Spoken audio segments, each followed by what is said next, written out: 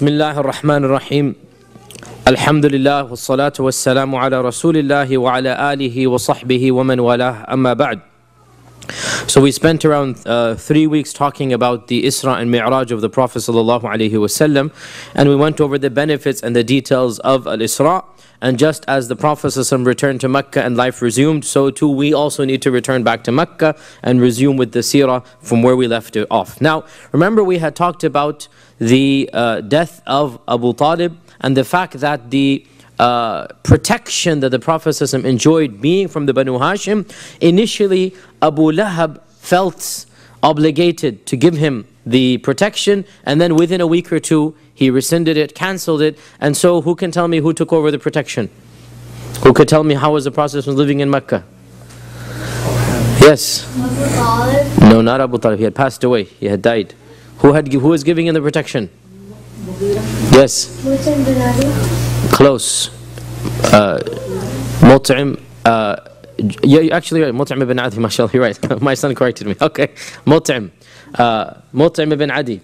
Mut'im ibn Adi was the one who had given protection to the Prophet sallallahu alaihi wasallam, and it was under the protection of Mut'im that he had been living. Now, this was a very precarious situation, very awkward. Why is it awkward? Because his own tribe has abandoned him. The Banu Hashim has abandoned him.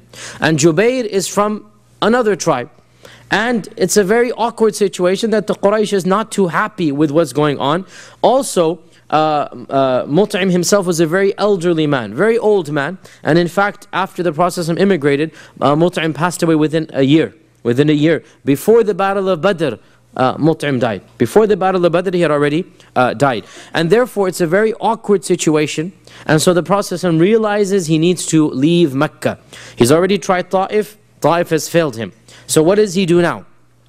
The Prophet began going to the tribes that used to come for Hajj and presenting himself. The Arabic word is يَعْرِضُ نَفْسَهُ عَرَضَ نَفْسَهُ, presenting himself to the tribes, asking any of them to sponsor him, to transfer allegiance. Now this was something known but very rare. The Arabs had this concept that sometimes somebody had to change tribes for a political reason, for a dramatic reason. Sometimes it would be for a marriage reason, that a person might choose the tribe. If, let's say, the tribe of the woman said, we will only marry you if you come to our tribe. So the concept was there of changing tribes, but it was a rare concept. And the Prophet ﷺ therefore utilized this concept by approaching the various tribes during Hajj. Now, what happened during Hajj? We already mentioned Hajj was a phenomenon that was coming from the time of Ibrahim alayhi salam. Just like in our times, every country would send representatives, right? And what happens in Mina? In Mina is divided up into zones. Just like in our times, you have the Americans are here, right? The Nigerians are here, the Iranians are here, the Chinese Muslims are here. It was exactly the same, except that it wasn't nations, it was qaba'il. There were tribes that had spots in Mina. Every tribe knew where we're going to camp. It was something customary. And so the Prophet ﷺ would utilize the fact people are coming to him. And he would then approach the tribes, and he began doing this in earnest. Now, there are records that he was doing this from before the death of Abu Talib, but he was only doing it for da'wah reasons. He was not asking them to adopt him. Right? So he's simply approaching the tribes to preach Islam. There are records of this, that he's going to the tribes to preach Islam, and later on we'll mention, perhaps even we know of some pseudo-converts who had accepted Islam, or maybe not. We'll find out some more details later on. But the key is, before the death of Abu Talib, he's not approaching them to ask for political asylum. He's approaching them for da'wah. After the death of Abu Talib, the tune changes. And it is not just accepting Islam, but it is also political asylum. And there are numerous reports from eyewitnesses from the other tribes, some of whom were not, in fact, all of whom were not Muslim at the time, reporting what the Prophet ﷺ would say. And of them is the story of Rabi'a ibn Abbad, who said that when he was a young child, he remembers as a young man, coming to Mina. His father was the chieftain of their tribe, coming to Mina, and he says, I remember a young man coming. He was a child. He remembers a young man coming The Prophet ﷺ was not young at this time, but clearly his beard was all black at this time. So the child remembers a young man. A young man coming and speaking to my father, telling him to embrace the worship of Allah and leave idolatry and to accept him into his tribe. And he said, I saw a man standing behind him, waiting for him to finish. An elderly man wearing a Yemeni cloak, having two ponytails. The Arabs had ponytails. Men would have ponytails. Islam came and said, generally speaking, men should not be doing this. But the Arabs of old, they had dhu'ab. They would braid their hair. You know, the masculine ponytails, which is common now in some cultures. They have these masculine ponytails. So he had these two ponytails coming out. And he was wearing a Yemeni cloak, elderly man, waiting in the background.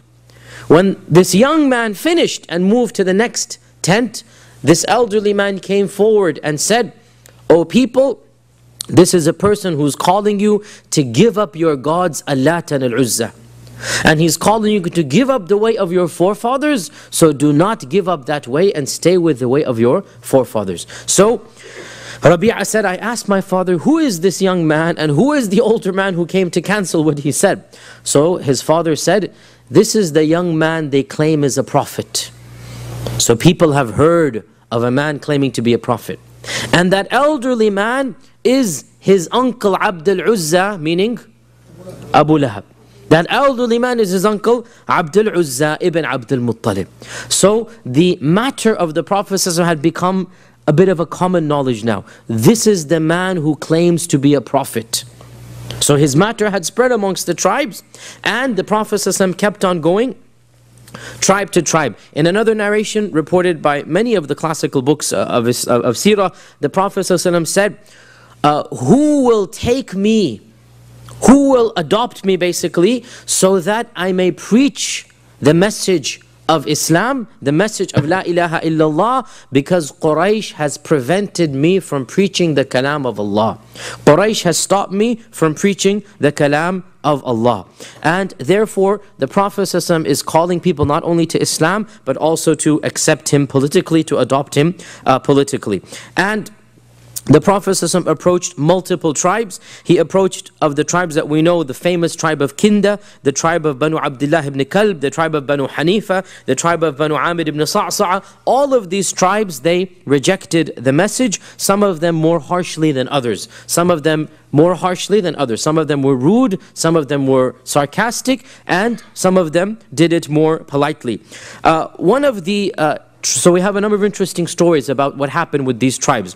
2 or 3 interesting stories. One of these is from the tribe of Kinda. The tribe of Kinda was a tribe that once upon a time had a lot more prestige than now. They were a glorious tribe of old. And they were one of the few Arab tribes that actually had something of a king. They had a kingdom once upon a time in their land. Once upon a time, maybe 500 or 400 years ago, and they had lost that prestige, and now they were simply the stories of old, but they had lost the power that they used to have. So when the Prophet ﷺ approached the chieftain of Kinda, or one of the chieftains of Kinda, because again, remember, the way that the tribal system works, there is no one leader for the whole tribe. You have leaders of every sub-tribe coming together in a parliamentary system, if you like, right? So, even for example, Abu Talib in his lifetime was not the chieftain of Quraysh. He was the chieftain of the Banu Hashim. And Mut'im was the chieftain of the Banu Makhzum, and so on and so forth, right? And so each of the sub-tribes has their chieftain, and it's not as if there's one king. That's one of the signs of a Jahili society. There's no unified civilization. No one person is in charge. And we already mentioned Abdul Muttalib had almost broken that and almost become the unified leader of the Quraysh, but even he did not become the king. So he approached one of the chieftains of the Kinda. His name does not concern us, will confuse me more by the names. And the chieftain listened with great attention. And he said, this is a very interesting message. Come with me, I will grant you an audience with our other chieftains, i.e. the other elite. Come with me, I'll grant you an audience, and what you said to me, say to them. So the Prophet ﷺ followed him. They went into the gathering, and he convened the gathering, and the Prophet ﷺ preached the message to them. Then the man who had brought him in spoke up. So he has He's thinking 2 steps ahead. And he said, "O my fellow tribesmen, if we were to take this matter from this young man," again he called him a young man, because again the Prophet ﷺ is now in his late 50s, and so the elders, the chieftains would be definitely in their 60s and 70s. So he's just calling him, he's still relatively young compared to the chieftains. If we were to take this young man from the Quraysh and adopt him, we will have a message through which we can conquer the other Arabs. Notice, he's thinking politically. This man is coming with his message, I have my message. What is my message? To regain the glory of Kinda, to regain the tribal ancestry, the kingdom of Kinda. He's presenting me with a message that will allow me to devour the other Arabs, i.e. to control and rule the other Arabs. So he's telling the tribes, this is why I invited him in, right? Think not in terms of theology, in terms of politics. Think not in terms of iman, in terms of the fact you're coming with something new. It's interesting, it's exciting, the Arabs are going to follow it, and we will have a different ethics and a different code that we can then use to conquer the other Arabs. So then he turned to the Prophet ﷺ and said, "Now tell me, if we were to follow you in this matter of yours, and then Allah gives us victory over all those who are your enemies." He's being very political here. If we were to join you, and Allah gives us victory over your enemies, will you give us control of this affair after you? Meaning, will we be the rulers after you? You can be the ruler as long as you're alive, no problem. But once you're gone, will it return to Kinda? So the Prophet ﷺ said, very accurately and correctly, "Inna al-arda lillahi yurithuha man yasha'u min ibadihi." That the kingdom, the mulk, belongs to Allah, the land belongs to Allah, and Allah gives it to whomever He pleases. Notice the beauty, He didn't say yes, He didn't say no. He said, this is a condition I cannot agree to. Allah Azza wa Jal is the one who owns this earth. But He is seeing that the reason they want to embrace the faith is not genuine iman, it is politics. And so He's not attracted Himself to this group. And He says, "Inna al-arda lillahi yurithuha man yasha'u min ibadihi." So this chieftain said, "So you're asking us to follow you, stick our necks out behind you in order to have them cut off," meaning this war, "and then after we have spilled our blood and you have used it to conquer the Arabs, then you will take the kingdom? Go, we have no need of this." So the whole point for them was politics. The Kinda wanted to regain their kingdom of old, and they did not find any use in a message that would not give them power. And look at the wisdom and also the sincerity and also the firmness of the Prophet ﷺ. He is, Allah has placed him in a very precarious situation. If one were to say it is desperate, it would not be far from the truth. He needs somebody to sponsor him. And the Kinda tribe is one of the superpower tribes of the Arabs. It is one of the heavyweights. It is rivaling the Quraysh. It used to be much more powerful than the Quraysh. The Kinda tribe is definitely one of the heavyweights of the entire peninsula. And so they're asking him to compromise. And yet he cannot compromise on the message. You're not going to gain victory by compromising what is a part of your religion. And so the Prophet ﷺ said, "No, we are not going to give you this condition." And because of this, he gave up an opportunity that many of us, were we to try to do it in our times, we would have no problems compromising much more than this. But the Prophet ﷺ realized 2 things. Firstly, he's not allowed to compromise the message. Secondly, this group of people will not be true believers. And Allah helps this religion through true believers, and not through the power and might of Kinda or of any other tribe. And so the Prophet ﷺ went on his way. Another story we have is that of the Banu Shayban ibn Tha'laba, which is an interesting story. It doesn't give us many morals, but it shows us that some people weren't interested for genuine reasons. The Banu Shayban ibn Tha'laba. Generally, the Prophet ﷺ would go with Abu Bakr. Why? Because Abu Bakr was the expert of genealogy, of nasab, of ansab. And Abu Bakr knew more about the ansab of the Arabs than any other person. And therefore, whenever they would go to a people, Abu Bakr would tell the Prophet ﷺ, this is Fulan ibn Fulan. This is the tribe of Fulan ibn Fulan. And of their positives is this. And of the things you should be aware of is that. And of their leaders is so and so. And this shows us that the Prophet ﷺ would take advantage of the knowledge of the people. That Abu Bakr had a type of knowledge, and the Prophet ﷺ took advantage of this. There is no question that he is Rasulullah, that Allah is inspiring him. But his perfection and his isma comes in religious knowledge. Comes in how to worship Allah. Comes in ibadah, rituals, theology.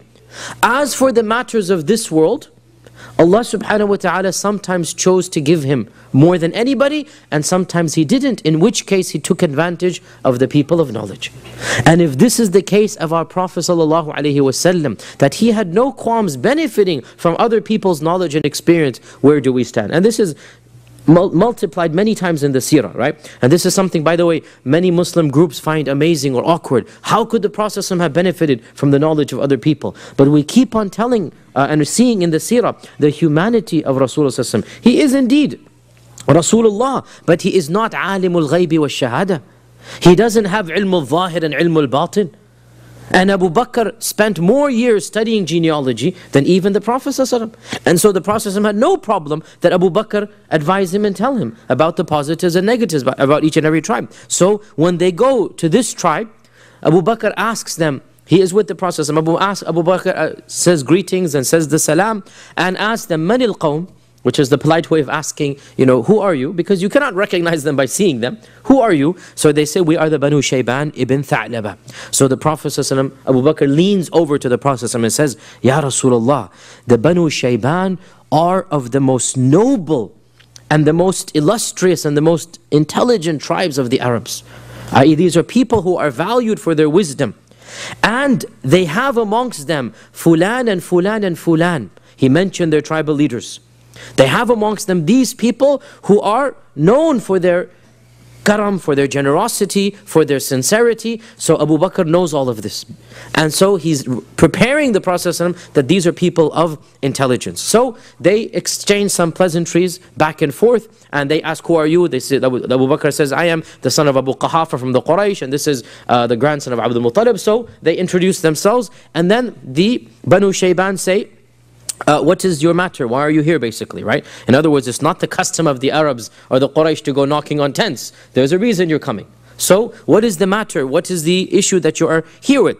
And so here the Prophet spoke. So Abu Bakr introduced him. Abu Bakr was his press secretary here. He was his ambassador, opening the doors. Once the doors are open, the pleasantries are finished, then the Prophet speaks up. And the Prophet says, we have come here to invite you to ibadatillahi azza wa jal. That ibadatillahi wahdahu la sharika lah. And that you reject the false gods. And we also ask you to accept us, to take us into your tribe, because the Quraysh has asat wa baghat, yani they have been arrogant, and they have been evil, and they have rejected us, or they have stopped us from prevented us from spreading the speech of Allah. And Allah is Al-Ghani Al-Hamid. I am asking for your help, but Allah does not need your help. I am asking for your help, but then he finishes, and Allah is Al-Ghani Al-Hamid. Right? So don't think that Allah needs you. We are saying, help us out if you want, and Allah will reward you. But Allah Azza wa Jal is Ghani and Hamid. So the tribal leader said, what else? Is there anything more than this? So the Prophet ﷺ recited to them the famous verse of Surah Al-Anfal, قُلْ تَعَالَوْا أَتْلُ مَا حَرَّمَ رَبُّكُمْ عَلَيْكُمْ أَلَّا تُشْرِكُوا بِهِ شَيْئًا وَبِالْوَالِدَيْنِ إِحْسَانًا. Say, come, I will tell you what your Lord has forbidden for you. That you don't worship any besides Him. You don't do shirk with Him. And you be good to your parents, and you be good to your relatives, and the verse goes on, and you don't eat the property of orphans, and you do this and you do that, and you do not do fahisha, and you be trustworthy in your judgment. So it's all about ayat of ethics and morality. The chieftain said, anything more than this? The Prophet ﷺ said, إن الله يأمر بالعدل والإحسان وإيتاء ذي القربى وينهى عن الفحشاء والمنكر والبغي يعظكم لعلكم تذكرون. So he gave a brief khutbah basically, and it can be said that this ayah, because the Prophet ﷺ used it, it has become accustomed to use this ayah in every single khutbah al-Jum'ah, even though he didn't use it in khutbah al-Jum'ah, but he used it in this khutbah. And it shows us the comprehensiveness of this ayah, that إن الله يأمر بالعدل, that Allah commands to everything that is just, والإحسان, and perfection of manners, وإيتاء ذي القربى, and to be good to one's relatives, وينهى عن الفحشاء والمنكر والبغي, and Allah forbids lewd deeds and transgressions and evils. يعظكم لعلكم تذكرون. Allah is admonishing you so that you think and you be rightly guided. So the chieftain said, you have indeed come with good, and you have called us to the best of akhlaq and morals, i.e. your message is very good. And the Quraysh has lied against you. Notice, even before the Prophet ﷺ has come, they know the Quraysh has come. They know what the Quraysh has said. And they're aware, and this is an important point, the message of the Prophet, or the phenomenon of the Prophet ﷺ had spread amongst the Arabs. And even the Banu Shayban, they've never met the Prophet ﷺ. They know that somebody is from the Quraysh who has some message that they have already been warned against. And when he presents the message, they tell him, the Quraysh have already lied against you. And your message is not what they have said. So I refer you to our Shaykh, our elder, Hani ibn Qais. Hani ibn Qais stood up, and he said, I have heard what you have said, O member of Quraysh, Ya Akha Quraysh, which is basically their way of saying, O person of Quraysh, I have heard what you have said. And I feel that if we leave our religion and our ways and embrace your ways after a first meeting, we've never met before, we haven't met again yet, i.e. the first meeting, this will be a hasty decision, and it might cause us harm in the long run. And we also have people we have left behind. Not everybody comes for Hajj. What percentage come for Hajj? Right? We have also people that we have left behind whose advice we have not sought on this matter and whose support is necessary.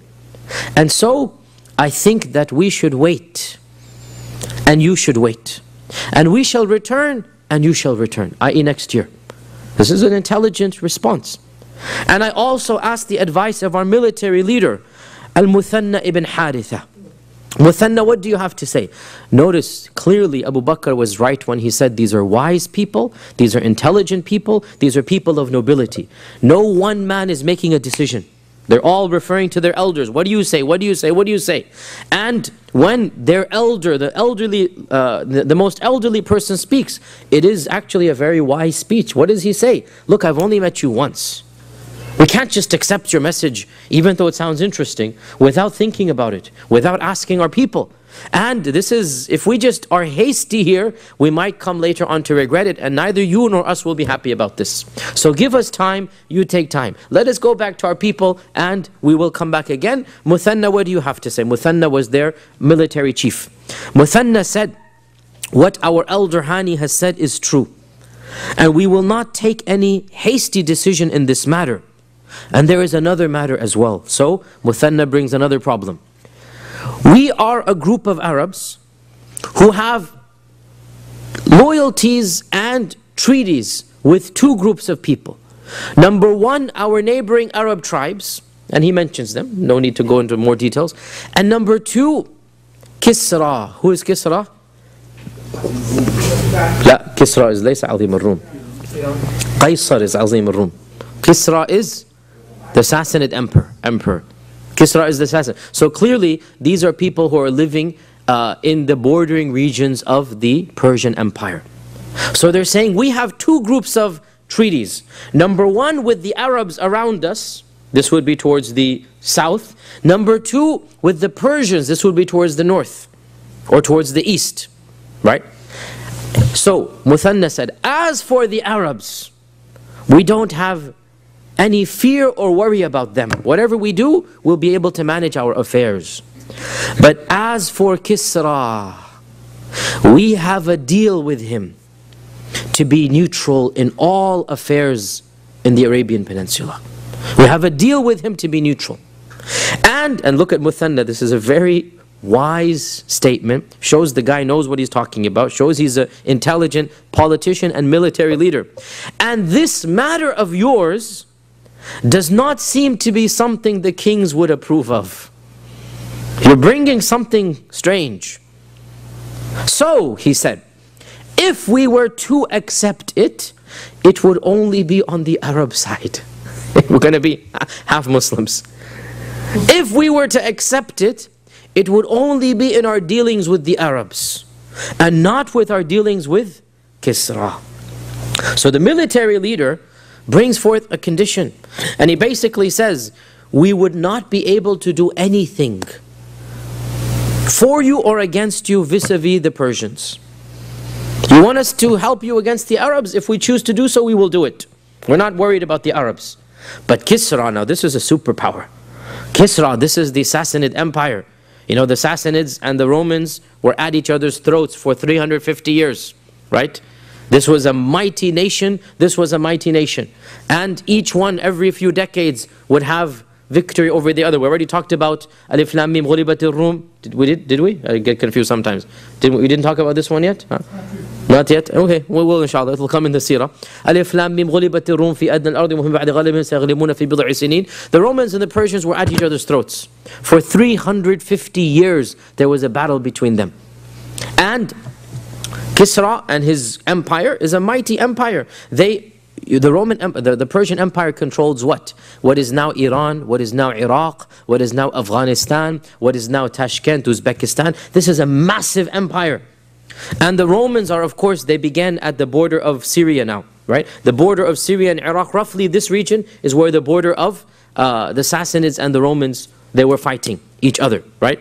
Some of you have seen this ancient movie 300. Remember that, not that I'm using istishada, but to make people understand. This movie 300 is basically about this war between the Romans and the Persians. Not that I'm telling you to watch movies here, but I'm saying sometimes you guys don't know history. We tell you this is what the history is about, right? And this is a romanticized version of the Roman and the Persian wars between these two superpowers. So this Arab tribe said, we don't want any problems with the Persians. We don't want any problems with the Persians. If you want, we'll be Muslims with the Arabs, basically, not with the Persians. And so the Prophet ﷺ responded, your response has been good and has been sincere. You're being fair. And you're being fair about your concerns. But, listen to this, Allah's religion will only be helped by those who have embraced it fully. Allah's religion will only be helped by those who have embraced it fully. And so, for example, he basically says this condition is not acceptable. There's no such thing as half Muslims. Allah's deen will only be helped by those. And Allah says in the Quran, Ya ayyuhalladhina amanu udkhulu fis silmi kaffa. It doesn't work if you're half Muslim. The Quraysh tried this before. One day kafir, one day Muslim. And what did Allah say? قُلْ يَا أَيُّهَا الْكَافِرُونَ لَا أَعْبُدُ مَا تَعْبُدُونَ وَلَا أَنْتُمْ عَبْدُونَ مَا أَعْبُدُ وَلَا أَنَا عَبْدٌ مَا عَبْدُمْ وَلَا أَنْتُمْ عَبْدٌ مَا عَبْدُمْ لَكُمْ دِينُكُمْ وَلِيَ دِينِ. You can't be half-half, right? And so the Prophet ﷺ stood up to leave with Abu Bakr, and then he said, and what if I were to tell you, and what if I were to tell you that this matter of Kisra, Allah subhanahu wa ta'ala will grant you victory over the kingdom of Kisra, and you will enjoy their land and their money and their captive women. Would you then accept if I were to promise you this? One of their younger ones said, yes, of course, bala, there's no question we would do this, right? But they didn't believe that this would actually happen. How could it happen when the Roman Empire could not destroy the Persian Empire? Are you expecting us, the Banu Shayban, to be able to conquer the Sassanids? And so the Prophet ﷺ left them at this, and they did not embrace Islam at this stage. Of course, later on in the Fath Makkah phase, everybody embraced Islam, right? But they gave up embracing Islam now, and because they gave it up now, they gave up all of the riches and fortunes that the Ansar and the Muhajirun acquired. And this is an amazing prediction that subhanAllah, even though the Prophet ﷺ seems to be in a very dire situation, he has yaqeen in Allah that these lands, it's only a matter of time. That you're scared of Kisra, the time will come when you will be enjoying the palaces of Kisra. All of that wealth will be yours if you only had faith. And what is really amazing is that this prediction was for Kisra and not Qaisar. Yani Allah's promise is specific and true. Because had it been for Qaisar, it still hasn't happened yet. But for Kisra, what happened with Kisra? When the Prophet ﷺ sent his letter to Kisra, right? And Kisra, what did Kisra do? You all know, what did Kisra do? He tore the letter up, right? The Prophet ﷺ said, because they tore my letter up, Allah will يُمَزِّقْهُمْ كُلَّ مُمَزَّقٍ. Allah will tear their kingdom up like He tore my letter up. And for 400 years, the Roman Empire could not damage the Persian Empire like the Muslims dissolved it in 2 years. It is an amazing, and to this day, by the way, historians are mystified. To this day, historians are completely astounded. How could this have happened? How it is literally, I mean, if anybody were to have predicted that the Persian Empire would collapse, this would have been considered something, you've gone crazy. And in fact, the opposite was true, that there was a feeling that the Roman Empire would collapse because the Persians were so strong. Alif Lam Mim, ghulibatir Rum. That's the whole point. The Persians won. And there was this fear that the Roman Empire would have to give up Syria and Damascus for the Persians, because Damascus was the key. Damascus was where the Persians were aiming for, right? Little did they realize that Syria and Damascus would come into Muslim hands and the Persian Empire in its entirety would collapse. And Allah subhanahu wa ta'ala made them كَخَبَرِ كَانَ. There was nothing left of them, just like fables and tales and legends left. And it is one of the most astounding incidents in history if you understand what the Persian Empire was. The might. And if you see, even log on to Google and just type in the Sassanid Empire and see the images, their palaces in Ctesiphon, the pillars just go out of the middle of the desert, pillars that are like 50 meters high or something, just amazing, massive palaces in the middle of nowhere. And this mighty civilization was conquered by literally a group of Bedouins who had converted to a new faith. Without military might, without the power, without the cavalry. You all know Rib'i ibn Amir and his story. Rib'i ibn Amir and his story with the emperor, the Persian emperor, Rustum, right? Where the Rustum basically said, what are you guys doing here? We're going to kill you tomorrow. Go back and we'll ignore that you ever, irritated us and scratched us. Rustum said to Rib'i ibn Amir, have you gone crazy? You're coming from your land to attack us with what? And for what? Go back and we'll just forget about all this, right? And of course, Rustum gave that brave response, right? That we have come out from our land لِنُخْرِجَ الْعِبَادَ مِنْ عِبَادَةِ الْعِبَادِ إِلَىٰ عِبَادَةِ رَبِّ الْعِبَادِ, to get people out of the worship of other people and to embrace them into the worship of Allah subhanahu wa ta'ala. And of course, go on. And it is amazing that within 2 years, the entire Sassanid Empire crumbled and collapsed, and it became into non-existent history of the past. All of these lands, Iraq, Iran, Khorasan, Afghanistan, Uzbekistan, Tajikistan, all of these lands, within a few years of the death of the Prophet ﷺ, were all in Muslim lands and under Islamic control. And this is something the Prophet ﷺ told to the Bani Shayban.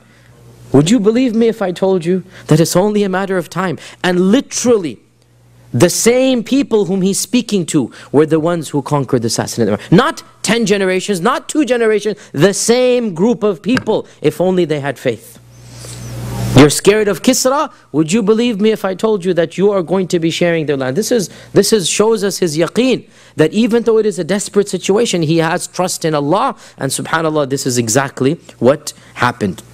So we have some interesting stories, as we said, of some of these, and there are other stories as well. Of course, the main story that we're going to then take from here is the story of a small group of people who came from a city that the Prophet ﷺ was not too familiar with its people, even though he had visited it. once or twice because he had akhwal, he had relatives from his mother's side, his father's side. His father's grandmother was from Yathrib. He had relatives there, so he had visited it once, and it was on the way back from Yathrib that his mother had passed away. Remember that they had gone and visited Yathrib. So it was a group from Yathrib, from a small obscure tribe that didn't register with the Prophet ﷺ immediately, that the story of Islam would take a whole different turn. And before we get to there, we need to talk about the city of Yathrib. The city of Yathrib was composed of three main groups of people, two of whom were Arab and one large group of Yahud. The Arab tribes were the Aus and the Khazraj. And the Yahud, we're going to talk about them in a lot more detail in a few months, but for now, they were the Banu Nadir, the Banu Qaynuqa, and the Banu Qurayza. Where did they come from? How did they get in the middle of Arabia? This is something we'll talk about later on. But for around 100 or so years, the city of Yathrib had been a flourishing oasis. It wasn't an ancient city. It was a relatively modern city. And it had one of the only areas in the entire Arabian Peninsula where the Yahud were living. Yathrib and Khaybar were the only areas in the entire Hijaz where there were Yahud. The closest Yahud were in Yemen, far, far away. There was no other Yahud in the entire Arabian Peninsula. So, the year that Abu Talib died, that's the 10th year of the da'wah, the Prophet ﷺ met the first group of the people of Yathrib who were to convert to Islam. And there were a number of things that happened in Yathrib that facilitated this conversion. The most important was a battle that is called the Battle of Bu'ath, Harbi Bu'ath or Yawmi Bu'ath. The Battle of Bu'ath, that was the culmination of a civil war between the Aus and the Khazraj that lasted for over a decade. So, the Aus and the Khazraj were having a civil war, minor skirmishes, over typical Bedouin issues, land rights, watering rights, grazing rights, typical stuff that just gets bigger and bigger, right? One person gets killed, 2 person retaliate, 10%, typical, standard stuff that happens. Small things get bigger and bigger and bigger until finally they had a major, all-out battle. And that was the most severe battle that the Aus and Khazraj ever had, and that was the Battle of Bu'ath. And this battle, it took place around 3 years before, or 2.5 years before this meeting, i.e. around 4 to 5 years before the Hijrah, right? Aisha says, listen to this narration from Sahih Bukhari, Aisha says, the day of Bu'ath, i.e. the civil war, was a gift that Allah gave to the Prophet ﷺ. Allah works in His own ways. The day of Bu'ath was a gift that Allah gave to the Prophet ﷺ. Why is it a gift? How is it a gift? Aisha explains. It was because of Bu'ath that their unity had been completely fragmented and their leaders had been completely decimated. The Battle of Bu'ath killed the bulk of the senior members of the Aus and the Khazraj. It was such a severe battle that it killed the bulk of their leaders. And those who were left were generally the younger generation. And this younger generation had seen 10 years of blood and war. And they're sick of it. And so they are wanting something new. And they're wanting something that will give them meaning and purpose in life. And they themselves are young, not old. And so youngsters are easier to think and change. Elders are set in their ways. There was one senior member of Yathrib who had not died in the Battle of Bu'ath. Only one. And that was Abdullah ibn Ubay ibn Salul. It's the only senior member who survived the Battle of Bu'ath. And it was his seniority that gave him that kibr and that nifaq that he was to become the leader of later on. Because he was the undisputed leader of Medina in terms of seniority and rank. And had it not been for Islam, there would be no opposition to him and against him.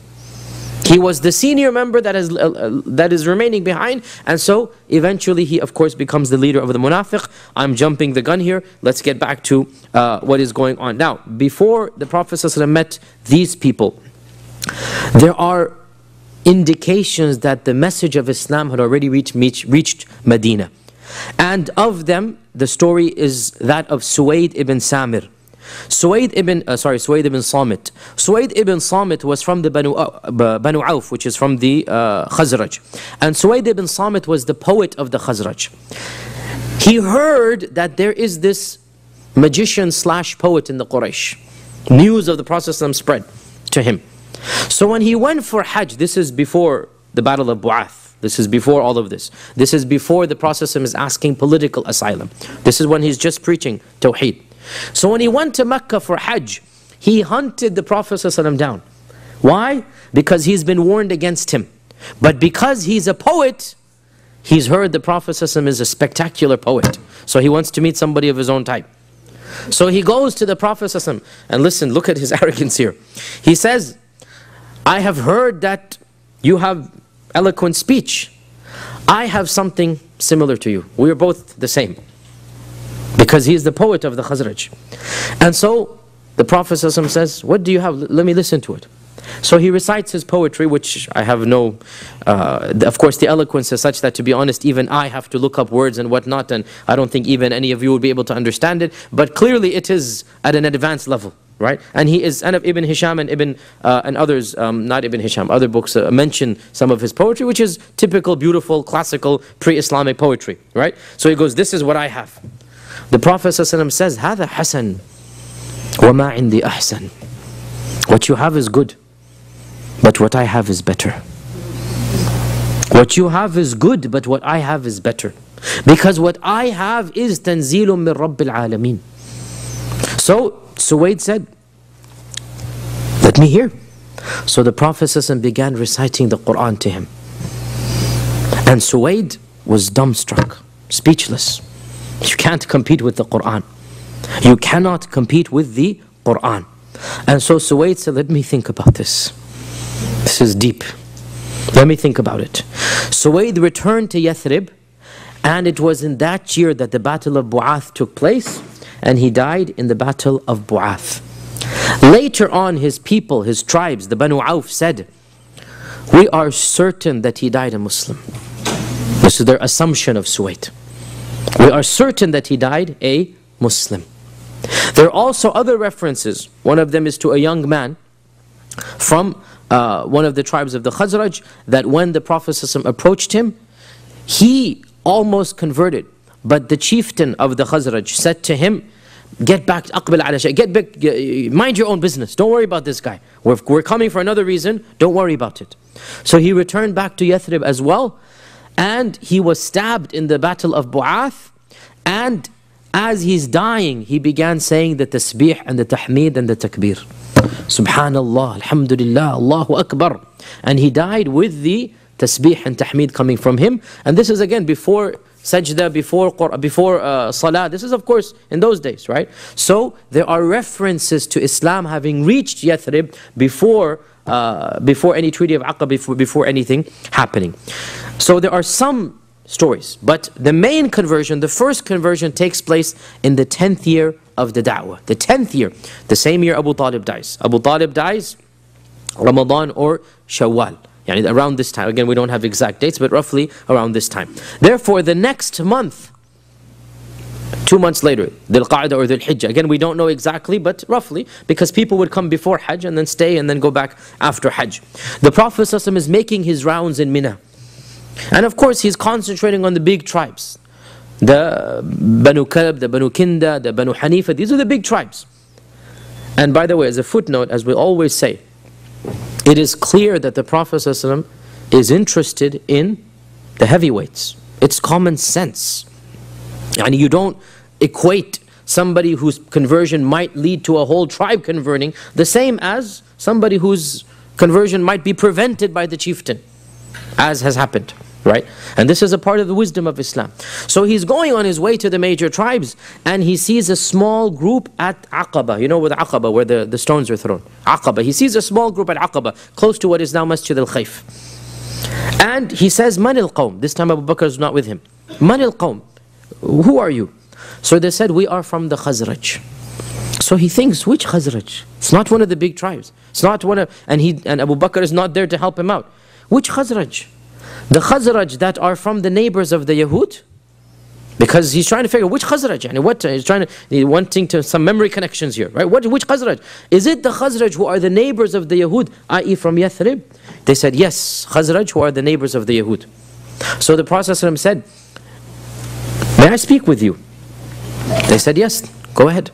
So he sat down and he explained to them the teachings of Islam, recited to them the Quran, explained to them Tawheed, and warned them against shirk with the same passion, the same sincerity, the same zeal as he used for the Banu Hanifa, the Banu Kinda, the Banu all of the big tribes, even though they were but 6 people without any tent.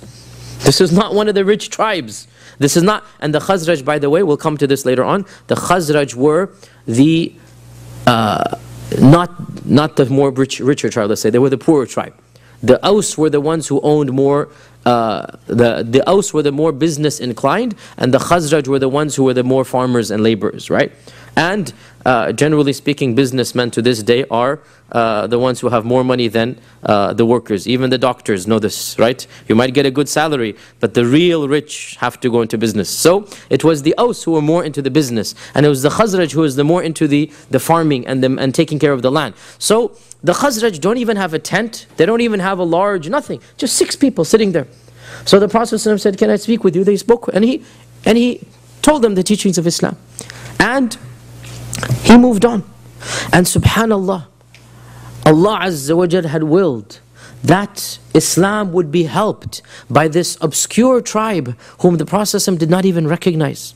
Not by the massive tribes or the mega glorious tribes of Kinda and the Banu Kalb and the Hanifa. No, by one of the smallest tribes.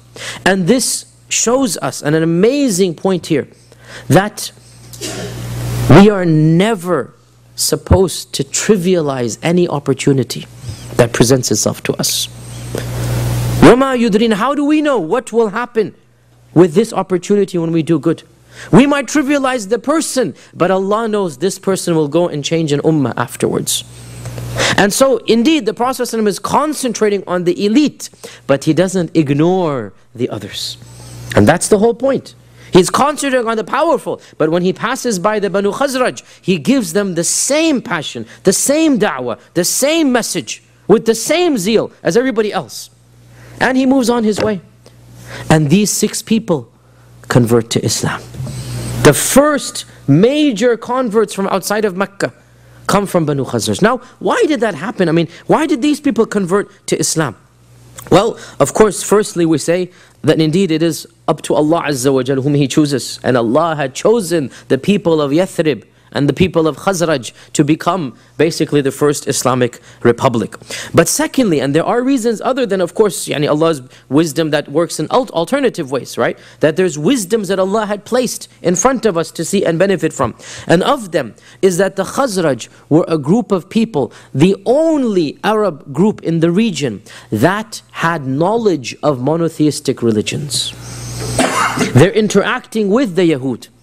So they understand the concept of Tawheed, of Risala and Nubuwah, of Ibadah and rituals, of law and ethics coming from a book, scripture, right? These are alien concepts for the Arabs. The Arabs don't know the concept of prophets, right? لِتُنذِرَ قَوْمًا مَا أَتَاهُمْ مِنْ نَذِيرٍ مِنْ قَبْلِكَ. So that you may warn a nation who's never had a prophet before you. They've never seen a prophet, but the Khazraj know what a prophet is. And the Khazraj understand what a book does. And the Khazraj felt inferior to the Yahud, because the Yahud had a higher civilization than them. The Yahud could read and write. The Yahud had madrasas. The Yahud had places of worship. And the Khazraj were always, and the Aus as well, both of them, they were always feeling inferior to the Yahud. And the Yahud flouted this. The Yahud made it a point of, we are better than you. And we have a book, and we have a prophet, and we have this and that. The Yahud flouted it, and of course, their religion does not allow conversion, right? Their religion is ethnic religion. It doesn't allow conversion. You cannot become one if you wanted to, unless with great difficulty. And this Arab didn't even have these difficulties, the Arab Yahud at that time. So basically, they're flouting their superiority and not giving the Aus and Khazraj any opportunity to convert. And this is happening for generations and generations, right? So this flouting of arrogance worked against them. Do you see how now, right? That the Yahud are claiming that they're superior. The Khazraj understand Tawheed now. They understand what it means to have a book. Now an opportunity presents itself, and they have an opportunity to have the same civilization, the same type of book and law and ethics and morality that has been flouted in their face for the last 100 years. Additionally, the Yahud were boasting against the Arabs. And this is mentioned in the Quran. What were they saying? Who can tell me? What is the verse? يستفتحون على الذين كفروا فلما جاءهم ما عرفوا كفروا به. Allah references it indirectly. وكانوا من قبل يستفتحون على الذين كفروا. This is the reference. What is the reference? The Yahud would say to the Aus and the Khazraj, whenever these battles would take place, because the Yahud also got involved in the civil war. The Yahud also had battles with each other over these issues. And so the Yahud, in their moments of irritation, would say to the Aus and Khazraj, it's only a matter of time before we win over you. We'll massacre you down to the last person. Because we're waiting for a prophet who's about to come. And as soon as he comes, it'll be over. وَكَانُوا مِن قَبْلُ يَسْتَفْتِحُونَ عَلَى الَّذِينَ كَفَرُوا. They would say they're going to win over the pagans. فَلَمَّا جَاءَهُمْ مَا عَرَفُوا. When this, what they were waiting for, came to them, كَفَرُوا بِهِ. They rejected it. They were waiting for a prophet to come. They were waiting for a new message. They were waiting for a new book. But when it came in the Quraysh, كَفَرُوا بِهِ. Right? So, this boasting backfired. This arrogance backfired.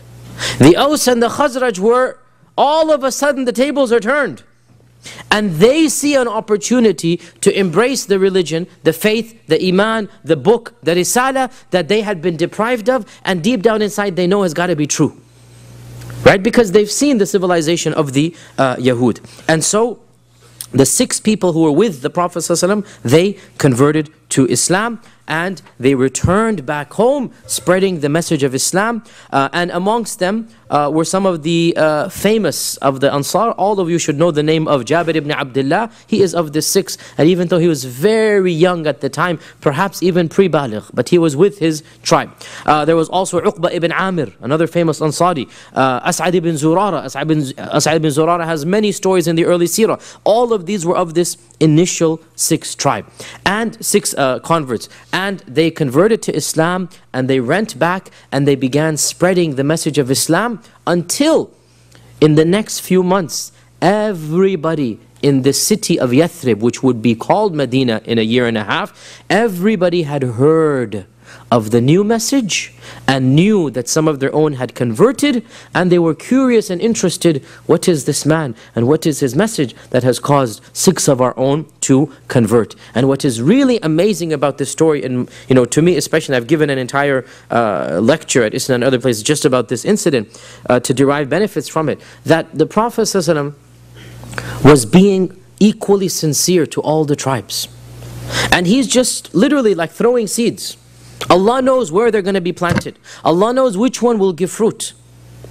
And he plants the seeds in the Khazraj and didn't expect anything to come from the Khazraj. He himself said so. He himself said so. That when I was in Mecca, Allah showed me that I would be immigrating to another land. So he knows there's going to be another tribe accepting him, right?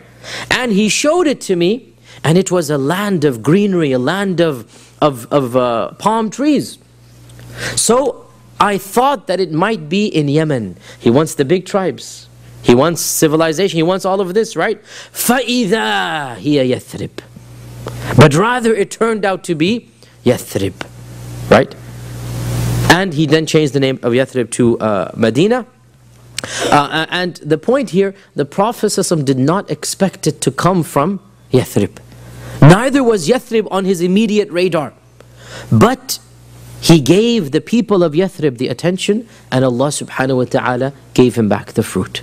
And this is an important lesson for us. As I said, we should never trivialize any opportunity, any good that we see a potential to do good, any type of khair, any type of da'wah. Allahu a'lam, this person we give da'wah to, what he is going to become, who is going to do that. Allahu a'lam.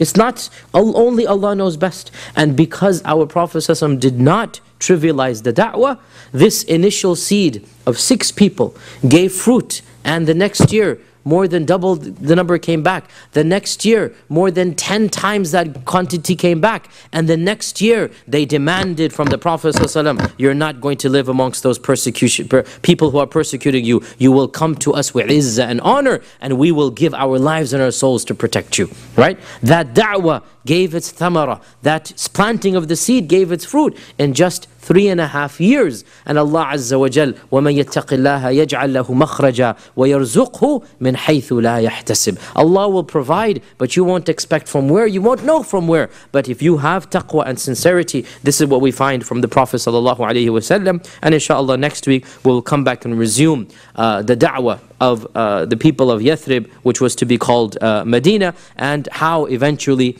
the tide changed so quickly that within 2.5 years, just 2.5 years, that's it, an entire city could be demanding, we want you to come and be our leader. What an amazing change. Not just we're going to adopt you and be one of our tribesmen, as the Arab tribes were saying. No, as he was asking from the Arab tribes. He wasn't asking to be their leader. He was simply saying, adopt me and protect me so that I can spread the message.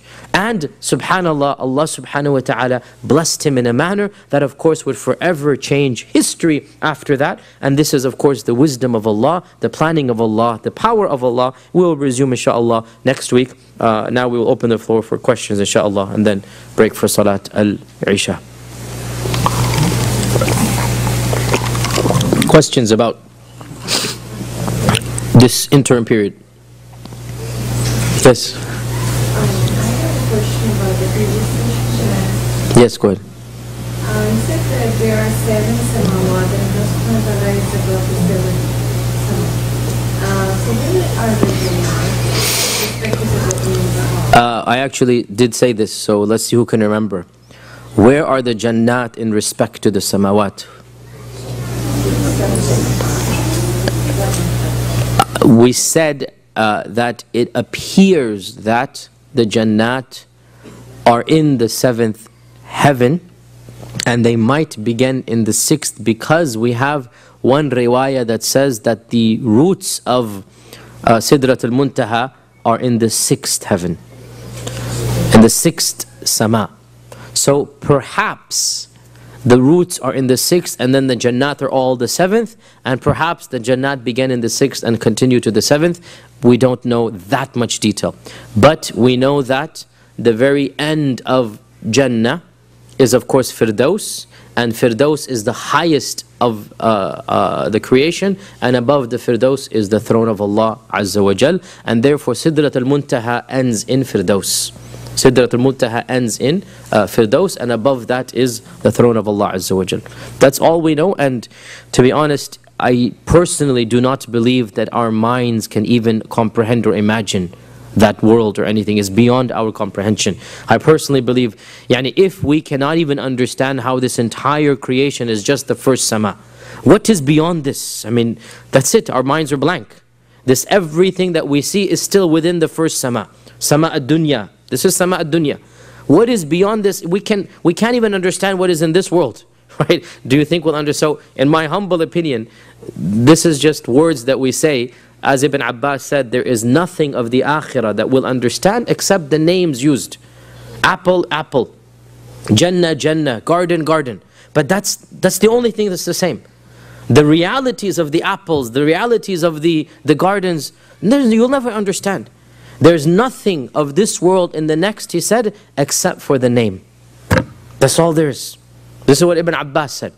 And if this is for what Allah has given us explicit descriptions of, how about that which Allah has not given explicit descriptions of, and that is what is in the other samawat, and is there other creation or whatnot, all of this, Wallahu ta'ala a'lam. We don't know. Yes? Did any of the Yahud accept Islam? Did any of the Yahud accept Islam? Indeed they did. Of course, Abdullah bin Salam is the greatest example, but there are others as well. Abdullah bin Salam was their most famous convert, but there are a handful who did accept Islam, and we will talk about this when we get to the Yahud, inshallah. Yes, go ahead. In the first 6 that converted, were there any members of the Aus around there at the time during that same hijrah? No, see, the Khazraj were camped in their own camp. Right. Was there a camp of The Aus, there are no reports of the Aus converting at this time. So we don't even know, did they come, did they not come? All we know is that the Prophet ﷺ gave da'wah to the Khazraj, and 6 of the Khazraj converted. And even the next year, when 12 people converted, 90% of them were from the Aus. There's only 1 or 2 that were from Khazraj, only 1 or 2 were from the Aus, because still Islam will spread from family and friends, right? So very few of the Aus had converted initially. Khazraj was one of the mains to convert, and the reason, of course, is that the Khazraj, as we said, were of the lower socioeconomic status, and it's easier for them to convert to Islam. Yes, go ahead.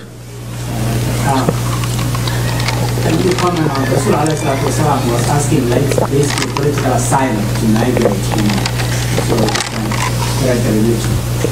Can you comment on those of us who migrate from Muslim lands for economic reasons?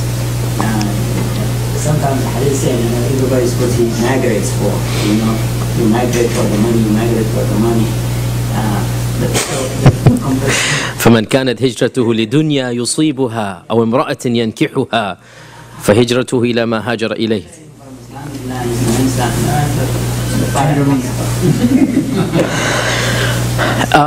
This is a very deep question which deserves more response. But in a nutshell, firstly, realize that the Prophet ﷺ did not say that it is haram to migrate for the dunya or for a woman. He simply said, if you do so, that's what you're doing it for. Correct? So, if you migrated for a land for economic reasons, it's for economic reasons. فَهِجْرَتُهُ إِلَى مَا هَاجَرَ إِلَيْهِ. Right? So, don't call this a shar'i hijrah. You have done a lughawi hijrah from your land to this land. This is not a shar'i hijrah. So, this is not something that in and of itself will get you any reward when you did the deed. Second question, can you convert the niyyah? You can always convert a niyyah, but the reward will be proportional to what you've done after the niyyah and not before. Okay?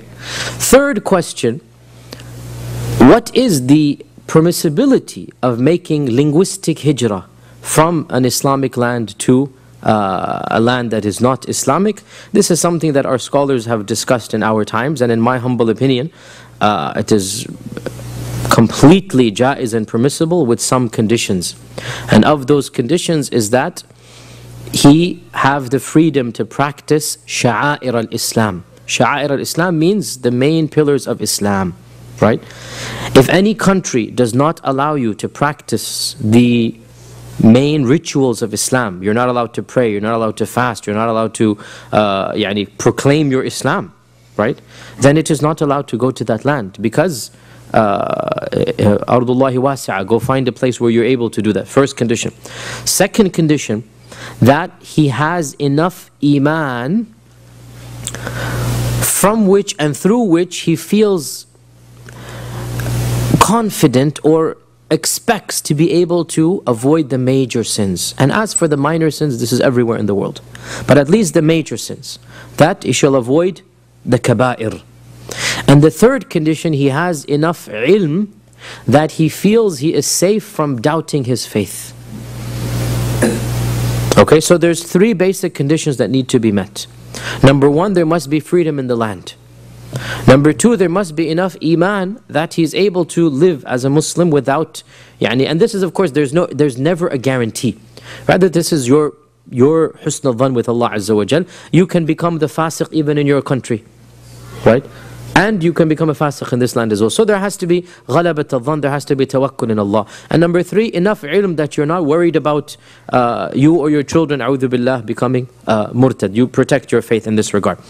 Now, as for the issue that some people have, that the only reason that it is allowed to live in a non-Islamic land is if you are giving da'wah. I do not agree with this phrase in such an unconditional blanket manner, because there is no evidence for it. Rather, if you are living in a land as a practicing Muslim for the sake of the dunya, then you are not committing any sin, and your reward will be for your Islam. No doubt, if you were to do more and above and beyond, this is good and you will get rewarded. But to make it a condition upon all of the Muslims, not only is this impossible because most Muslims are not qualified to give da'wah, it is also burdening them with something that Allah has not burdened them with. Allah has burdened you with the 5 pillars, with avoiding the major sins. Do this and you are safe. And you will not be punished for not going above and beyond what this is. Now, by the way, da'wah also means people know you're a Muslim. This is da'wah. Khalas. You don't have to go knocking on doors or preaching in synagogues and churches. You are a Muslim. Your co-workers know this. This is da'wah. Okay? Your friends know this. Your relatives, your neighbors know this. This is da'wah. That's good enough da'wah. So you don't have to go above and beyond this point. Also, the point, there was an extreme opinion that still is common to this day. You still find people saying this, that it is haram to live in a non-Muslim land because the Prophet ﷺ said this and that. The fact of the matter is, all of these ahadith do not indicate that it is haram to do so. Rather, there are authentic narrations that he allowed Muslims of his time to live in non-Muslim lands with conditions. The most important is, of course, the Abyssinians, right? Secondly, there is no Dar al-Islam that we can apply these ahadith upon anyway. There is no Khalifa, there is no anything of this nature, such that we say there is Dar al-Islam and then there is Dar al-Kufr, right? Thirdly, there's a whole modern talk going on about dividing the world into Dar al-Islam and Dar al-Kufr and Dar al-this and Dar al-that. Where does it come from? And the fact of the matter is that these distinctions come from early fuqaha, early scholars. They don't come from the Quran. There's nothing in the Quran about this. There's nothing explicit in the hadith that divides the world into 2 or 3 or 4 or 5 or 6. And that's why early scholars divided the world into 2 or 3 or 4 or 5 or 6, depending on which scholar. Therefore, when we understand this, then there is no problem in actually going back to the Quran and Sunnah and redefining the territories of the world with a new description that is not found in the classical books, because this is not... Now, if Allah had said the world is of 2 types, khalas, end of story. If the Prophet has said the world should be divided into 3, khalas, end of story. But it's not. We don't find Quran and Hadith. Rather, this is from the ijtihad of the early scholars. And then they applied rules. Dar al-Islam, Dar al-Harb, Dar al-Kufr, Dar al-Ahd. What should each one be done? All of this talk generated in a particular political climate. We need to, our scholars, not the average Muslims, our scholars need to go back to the books, go back to the Quran and Sunnah, and have a similar discussion. What does it mean to be a citizen in a Western democracy? What does it mean to be a citizen in a land that guarantees you freedom of religion, guarantees you freedom of expression? Right? Can we take a book from the 7th century and open up Dar al-Kufr, these are the rulings, and then cut and paste to America? In my humble opinion, no, we cannot do this. Right? We need to rethink things through, and this is where one of the areas where I think reform is definitely needed, because it's not explicit in the text. So this is a deep topic. I didn't think you realize the profundity of it, but this is a topic that many scholars are thinking about. Tariq Ramadan has written many books about this, and I agree with much of what he has written, what it means to be a Western Muslim, what it means to be a European Muslim. These are very good books, and he is beginning the discussion and dialogue, and it needs to be taken further than this. But inshaAllah, it's a very profound question. The bottom line, I have a statement that I say, The people who are the most concerned about hijrah should be the last people to ever do it. Stay here. And the people who are the least concerned about hijrah, they're the ones we don't need. We'd rather they go back and live back home. So the very fact you're asking the question means what? Stay here. Stay here. Because because it means you're conscious of the religion. It means you're thinking of Islam and Allah Azza wa Jalla's commandments. We need you to stay. The American Ummah needs you. We need people like you. And as for those who couldn't care less about Islam, we never see them in the masjid, wallahi, they are better off going back home, right?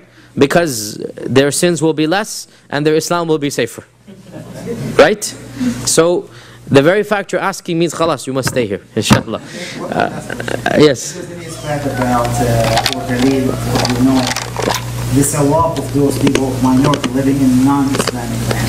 That their ibadah, their prayer is different reward than the average Muslim who lives among majority Muslims. So the brother is asking, is there any extra reward for being a Muslim in difficult circumstances? Of course there is. Of course there is. The Prophet ﷺ warned us, the Sahaba, of a time that would come where the one who is faithful to his religion will be like al-qabidi al-jamr, will be like the one who is holding burning coals in his hand. Imagine coal, picking it up and holding it, qabid al-jamr. And the Prophet said, whoever does so will get ajru khamsina minkum, the reward of 50 of you. Even the Sahaba were shocked. They said, surely you mean 50 of them. And he said, no, 50 of you. But Sheikh, that apply if so today no? No, I am not saying it applies to America 2012. But what does it show you? To be a Muslim at times of difficulty will get more reward. The Prophet said, hadith is in Musnad Imam Ahmad, al-ibadatu fil haraji kal-hijrati ilayya. Worshipping perfectly at times of chaos and strife, it is like making hijrah to me. We talk about hijrah, worshipping Allah at times of bloodshed, chaos, fitna, being perfect in this time, it is like you're immigrating to me, because that's what you're doing basically.